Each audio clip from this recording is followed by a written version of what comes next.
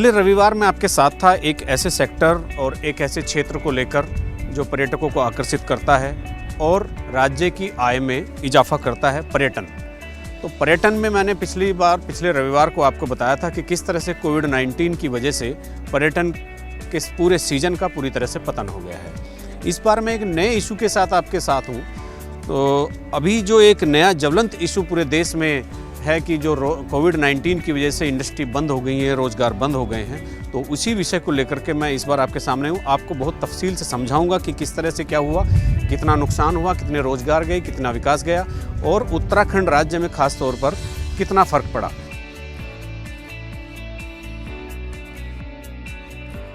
MSME में कहने के लिए तो छोटी औद्योगिक इकाइयाँ आती हैं, यानी एमएसएमई, माइक्रो, स्मॉल और मीडियम एंटरप्राइजेज।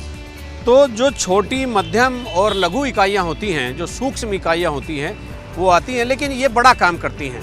एक तो जो रोज़मर्रा के जीवन में आने वाले जितने भी उत्पाद हैं, सभी इन्हीं में उत्पादित किए जाते हैं, इन्हीं में निर्माण होता है। और दूसरी सबसे बड़ी खासियत एमएसएमई की ये है कि जितने भी बड़े कारखाने हैं, उन बड़े कारखानों में बड़ी चीज़ों को असेंबलिंग करने के लिए जो छोटे उत्पाद होते हैं, जो छोटी चीज़ें बनती हैं, वो सब इन कारखानों में बनती है।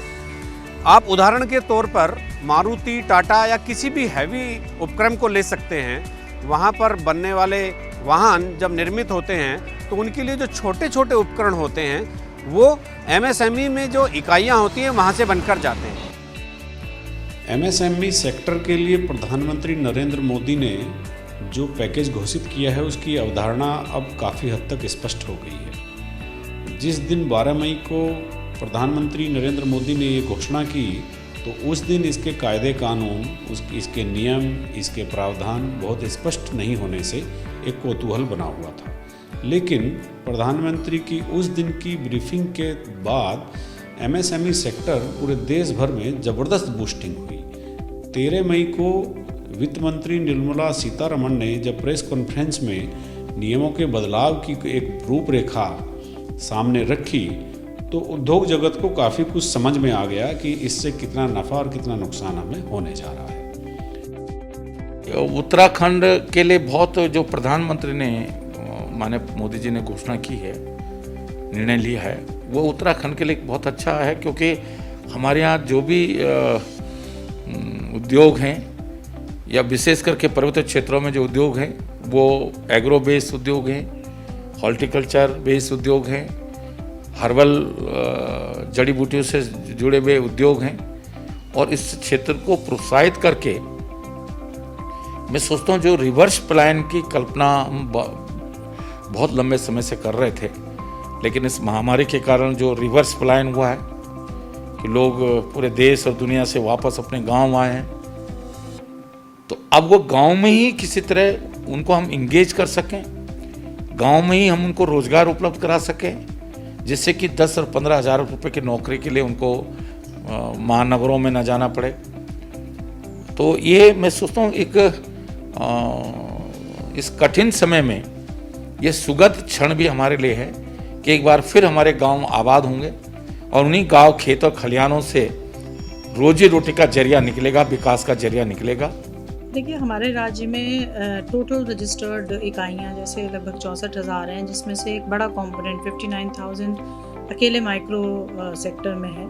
तो हमारे यहाँ एमएसएमईज़ की बहुत बड़ी प्रेजेंस है और जो भारत सरकार द्वारा कल पैकेज एमएसएमईज़ के लिए अनाउंस किया गया है, हम लोगों का ये अंदाज़ा है कि उससे हमारे एमएसएमईज़ को काफ़ी मदद मिलेगी। विशेष रूप से उसके जो प्रोविजंस हैं, जिसमें जैसे कि वर्किंग कैपिटल के लिए वो एडिशनल फाइनेंसिंग कर सकते हैं और उसमें 1 साल तक प्रिंसिपल अमाउंट का पेमेंट नहीं करना है, उसके बाद करना है, उससे मदद मिलेगी।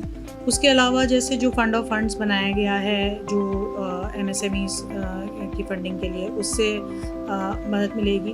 तो इस तरह से एक लिक्विडिटी की जो बात बार बार आ रही थी कि लिक्विडिटी प्रॉब्लम हो रही है एमएसएमईज़ में, तो उससे उनको सहायता मिलेगी। प्रधानमंत्री का एक प्रयास इस दिशा में बहुत ही बेहतरीन और बहुत खूबसूरत हो सकता है कि एमएसएमई को कैसे उबारा जाए, और उन्होंने इसका एक प्रयास किया और प्रयास करने के बाद एक मेगा पैकेज एमएसएमई को दिया।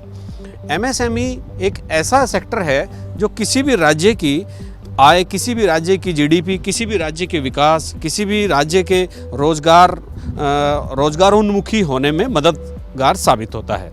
प्रधानमंत्री का ये पैकेज हो सकता है एमएसएमई सेक्टर को उबारने में काफ़ी मदद करे, लेकिन एक ऐसा मैकेनिज्म की ज़रूरत है कि इसको कितनी जल्दी धरातल पर उतारकर जो एमएसएमई में रजिस्टर्ड उद्योग हैं उनको बूस्टअप किया जाए। गवर्नमेंट ने 3 लाख करोड़ का पैकेज एमएसएमई को जो दिया है, उससे मार्केट में लिक्विडिटी का बूस्टअप होगा और एमएसएमई को अपना उद्योग अच्छी लिक्विडिटी के साथ चलाने में सहूलियत मिलेगी, जिससे बाजार में कैश का फ्लो बढ़ेगा। ये स्कीम गवर्नमेंट ने दी है जिनका 29 फरवरी 2020 तक बैलेंस 25 करोड़ आउटस्टैंडिंग लोन है, वही इसके पात्र होंगे या जिनका टर्नओवर 100 करोड़ से कम है। ये लोन 4 साल के लिए दिया जाएगा, इंक्लूडिंग 1 ईयर मोराटोरियम पीरियड। ये भी एक इसकी अच्छी पॉलिसी है। प्लस इसके अलावा 31 अक्टूबर तक इसका हमें अवेलमेंट करना पड़ेगा। इसका इम्प्लीमेंटेशन बैंकों के ऊपर है। अगर बैंक इसमें सहयोग कर दे तो वाकई ही लिक्विडिटी की कमी नहीं रहेगी और एमएसएमई का भविष्य बहुत उज्जवल रहेगा। देखिए, अभी तक ये जो पैकेज आया 2 भाग में आया, पार्ट 1 पार्ट 2। पार्ट 1 में सेंट्रल गवर्नमेंट ने जो करा एमएसएमई को करा, और जो कल आया वो पार्ट 2, जिसमें उन्होंने छोटे, बिल्कुल जो छोटे हैं, मझोले हैं और भी छोटे हैं, रेडी वाले हैं, या उनको कुछ हमें सहायता देनी है, उनको 10,000 रुपये पर रेडी वाले को हम देंगे। बट उनके पीछे हमारा कौन सा तंत्र काम करेगा, क्योंकि क्या हमारे देहरादून में या उत्तराखंड में सारे रेडी वाले सरकार के पास रजिस्टर्ड हैं, हमें नहीं पता। जिनको हम लोन देंगे क्या एक्चुअल में वो 3 दिन पहले तक रेडी चलाते थे, हमें नहीं पता। तो पीछे की वर्किंग कैसे करेंगे, ये एक बहुत बड़ी समस्या है। हमारा माइनस पॉइंट ये है कि हम एक टोटली हिल एरिया है, स्टेट है, जिसमें मैक्सिमम एरिया हमारा रिमोट एरिया है। उस एरिया में ये केंद्रीय सहायता कैसे पहुंचेगी, ये इसमें जो भी हमारे पॉलिसी मेकर्स हैं स्टेट के, उनको बहुत सूक्ष्मता के साथ विचार करना पड़ेगा। उद्योग जगत को अगर किसी चीज़ से थोड़ा बहुत ऐतराज हुआ है तो वो जो टर्नओवर की नई शर्त जोड़ी है उसको लेकर के कुछ उद्यमी विचलित दिखाई दे रहे हैं। 2 दिन बाद ही इस घोषणा के उद्योग जगत ने, तमाम संगठनों ने प्रधानमंत्री को एक चिट्ठी लिखकर, एक प्रत्यावेदन भेजकर टर्नओवर की नई शर्त को हटाने की मांग भी की है। अब ये टर्नओवर क्या है, इसको मैं आपको बहुत स्पष्ट तौर पर समझाता हूँ ताकि चीज़ें और क्लियर हो सके। पहले जो स्मॉल इंडस्ट्री में यानी एमएसएमई में जो उद्योग आते थे उनको मैं आपके सामने रखता हूँ। अगर आप 25 लाख तक का पूंजी निवेश करते हैं, 25 लाख से ऊपर नहीं होना चाहिए, 25 लाख तक का पूंजी निवेश करते हैं तो आप माइक्रो इंडस्ट्री में आ जाएंगे। आपको वही लाभ सब मिलेंगे जो माइक्रो इंडस्ट्री को मिलते हैं। उसके बाद जो इस 5 करोड़ तक का पूंजी निवेश अगर आप कर देते हैं तो वो फिर आप लघु उद्योग में चले जाएंगे, यानी स्मॉल इंडस्ट्री में आप शामिल हो जाएंगे। और स्मॉल इंडस्ट्री को केंद्र और राज्यों की तरफ से मिलने वाली जितनी भी रियायतें हैं वो आपको मिलेंगी। जब आप 10 करोड़ तक का पूंजी निवेश करेंगे, 10 करोड़ से ऊपर नहीं होना चाहिए, 10 करोड़ तक का पूंजी निवेश करेंगे तो तब आपको मीडियम इंडस्ट्री के लाभ मिलेंगे, वो रियायतें मिलेंगी, वो सब्सिडरी स्कीम्स का फ़ायदा मिलेगा जो सरकार की तरफ से चल रही है। अब इन्हीं पुराने नियम में जो एक सर्विस एंटरप्राइजेज का भी एक कॉलम था, 10 लाख रुपए तक माइक्रो इंडस्ट्री, 2 करोड़ रुपए पूंजी निवेश करने पर स्मॉल इंडस्ट्री और 5 करोड़ पूंजी निवेश करने पर मीडियम इंडस्ट्री का प्रोविज़न था। लेकिन अभी चूँकि इतना बड़ा पैकेज, इतना मेगा पैकेज भारत सरकार ने एमएसएमई सेक्टर के पुनर्जीवन के लिए कह सकते हैं एक तरह से वो दिया है, उसको लेकर के एक नई चीज़ सामने आई है।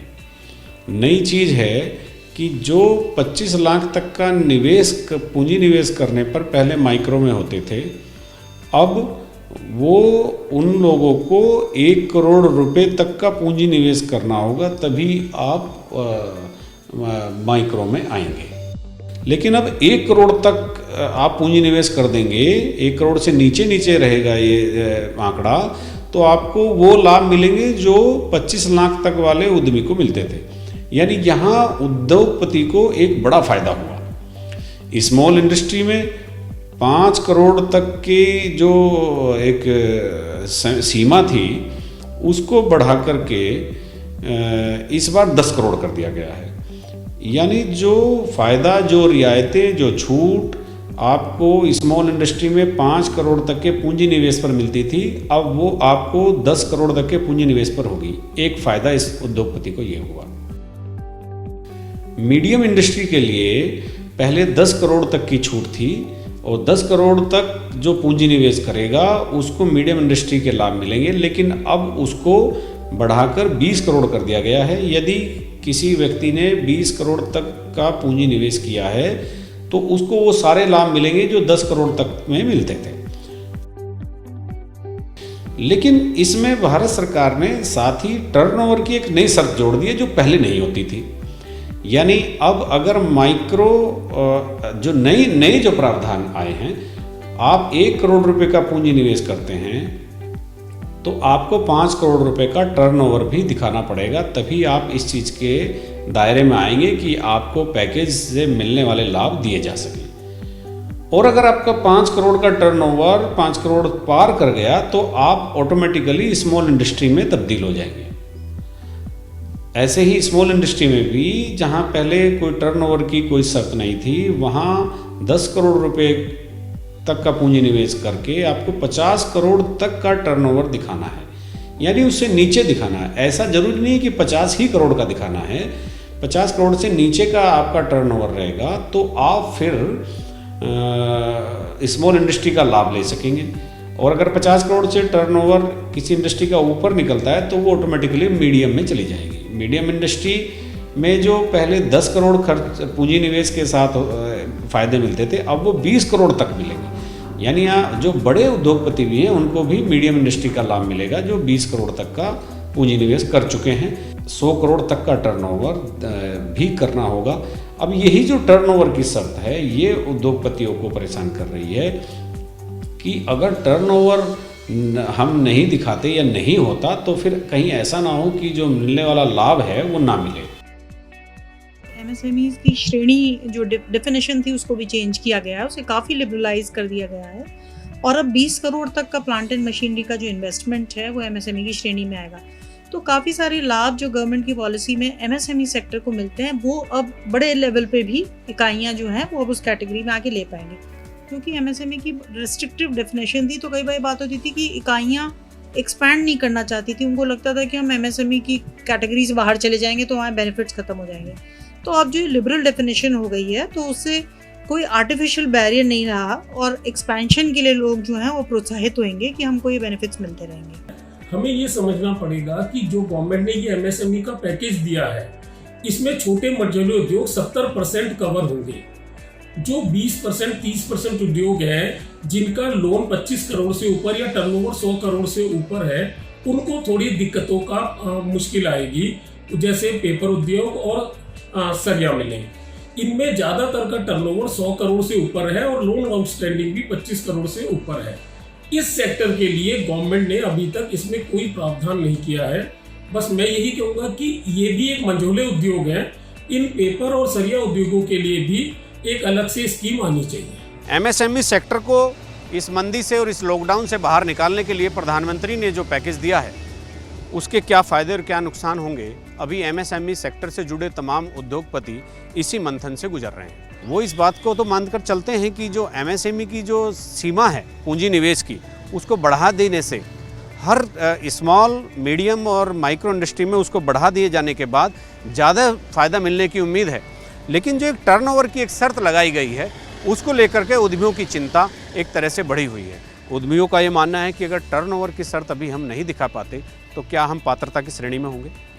अगर हम पात्रता की श्रेणी में होंगे और टर्नओवर ओवर हो जाएगा एक सीमा से तो क्या हमारा स्केल बढ़ जाएगा, हम माइक्रो से हम क्या स्मॉल में चले जाएंगे। तो ये तमाम तरह की जद्दोजहद और एक ये जो मंथन इस समय चल रहा है ये एक बहुत ही महत्वपूर्ण समय है जिस दौर से पूरी एमएसएमई और एमएसएमई ही नहीं जो ये हैवी उद्योग भी इस समय से गुजर रहा है।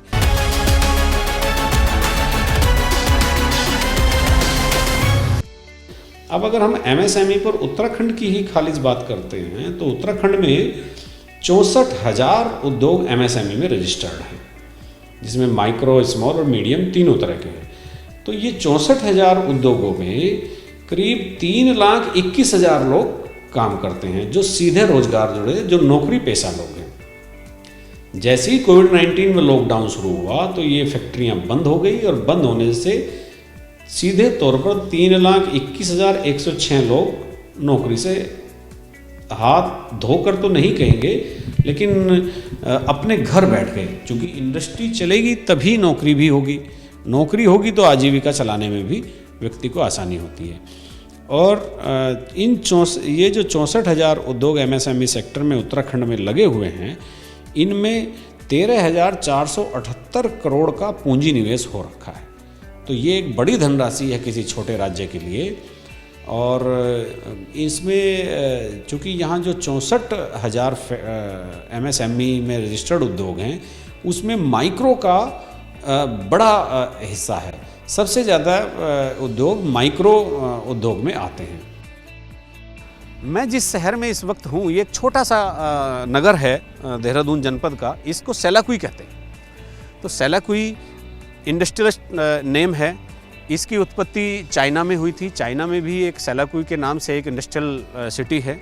जब नारायण दत्त तिवारी यहाँ पर मुख्यमंत्री थे, उस दौरान नारायण दत्त तिवारी ने सेलाकुई इस कस्बे की, इस इंडस्ट्रियल सिटी की स्थापना की। और मेरे चारों तरफ जितने भी यहाँ पर इंडस्ट्रियल यूनिट हैं, वो अभी थोड़ा थोड़ा शुरू होनी, मतलब एक तरह से हम कह सकते हैं कि वो रीस्टार्ट हो रही हैं लॉकडाउन के बाद। और जो कामगार हैं, जो कारीगर हैं, जो नौकरी पेशे वाले लोग हैं, वो आने शुरू हुए हैं।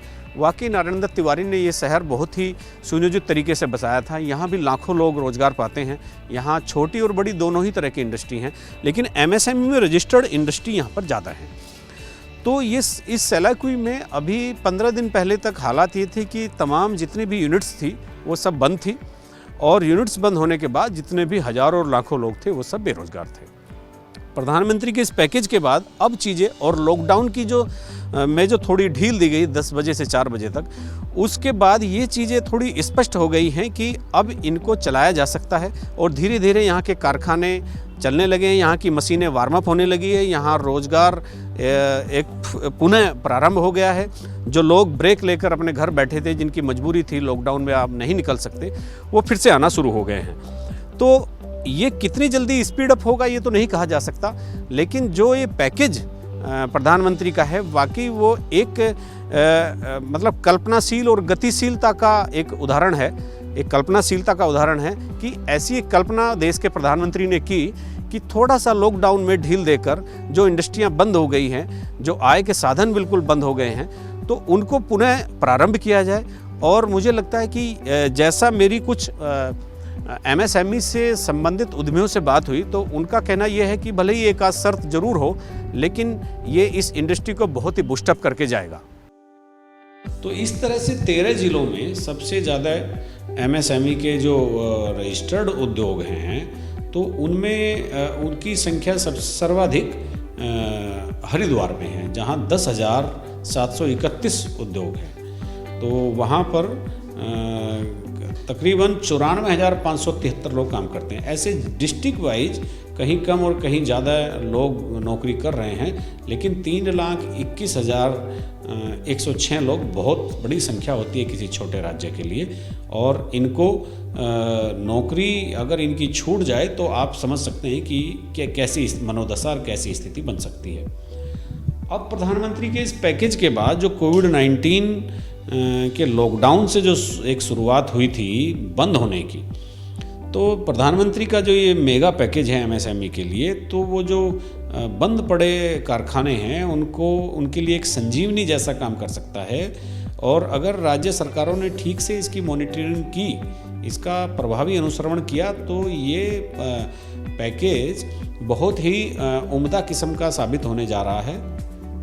और MSME सेक्टर को ये बहुत अच्छे से और बहुत बेहतर ढंग से बूस्टअप करेगा, जिससे रोजगार के और विकास के नए अवसर भी पैदा होंगे।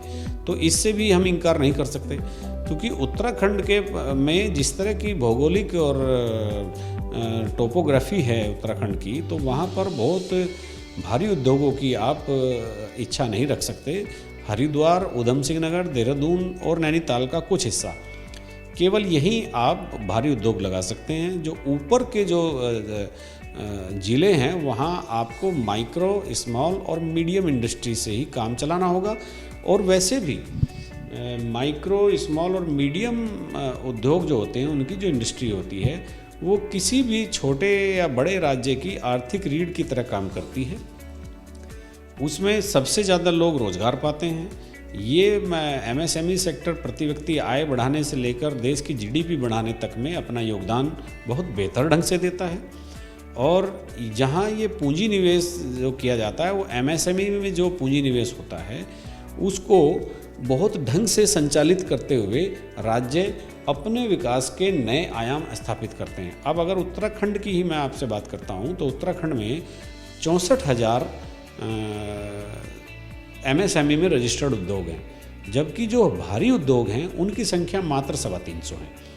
तो इसलिए रोजगार के अवसर लघु उद्योग, स्मॉल उद्योग और मीडियम उद्योग ही पैदा करते हैं और फिर ये रोजगार और विकास के एक तरह से नेतृत्व करते हैं और लाखों लोगों को इस तरह से रोजगार देते हैं। इसीलिए प्रधानमंत्री का जो ये मेगा पैकेज आया है, ये इस MSME सेक्टर की तस्वीर बदल देगा, बशर्ते संबंधित राज्यों की सरकारें बहुत प्रभावी ढंग से, बहुत सतत तरीके से इन सब चीज़ों का अनुसरण कर सकें।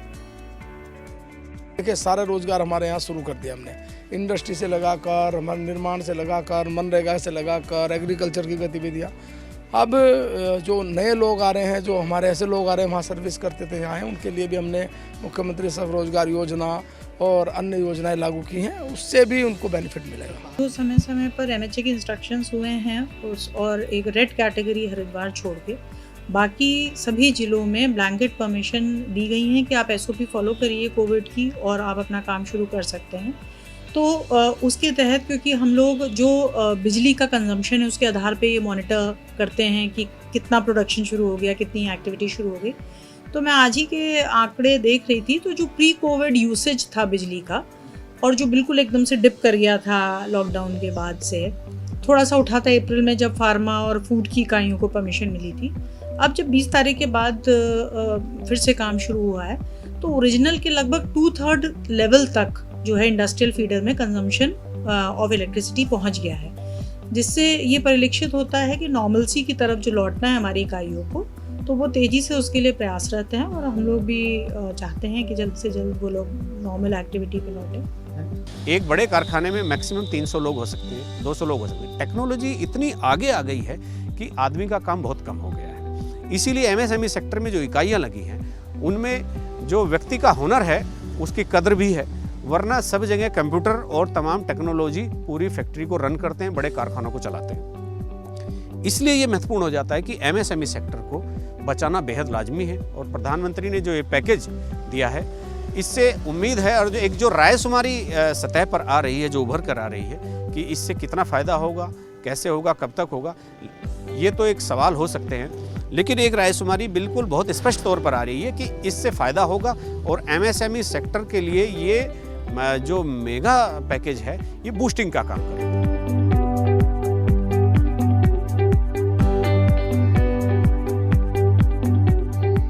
उत्तराखंड जैसे छोटे स्टेट में एक बड़ी संख्या MSME में रजिस्टर्ड औद्योगिकी तो है ही, इसके अलावा 5000 होटल, फूड प्रोसेसिंग की इकाई और स्वयं सहायता समूह जो अपना लोकल उत्पाद करते हैं, जन सहभागिता से अपने लोकल उत्पाद को बढ़ावा देने के लिए, इसमें आचार, मुरब्बा, तमाम ऐसे उत्पाद जो कृषि उत्पाद से बनते हैं, जो फल उत्पादन से बनते हैं, ये एक बड़ी संख्या हो जाती है और ये भी रोजगार लाखों से ऊपर निकलता है। तो यानी आप ये समझिए कि MSME को जो पैकेज एक मिला है, अगर उसका सही तरह से उत्तराखंड में इस्तेमाल होता है तो 10 से 15 लाख लोगों के प्रत्यक्ष और अप्रत्यक्ष रोजगार को उससे लाभ होगा।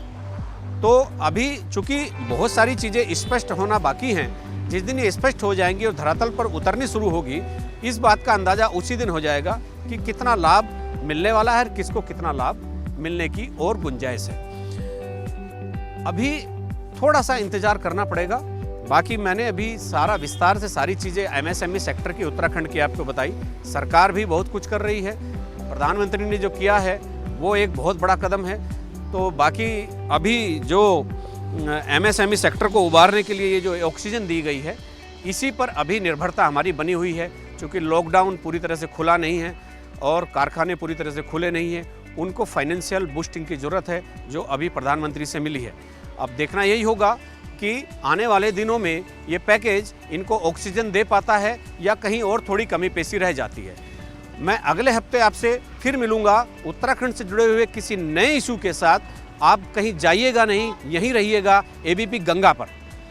कैमरामैन क्रिस्टोफर लॉरेंस के साथ एबीपी गंगा के लिए देहरादून से अजीत सिंह राठी। खबर आपकी, जुबां आपकी, शुक्रिया आपका।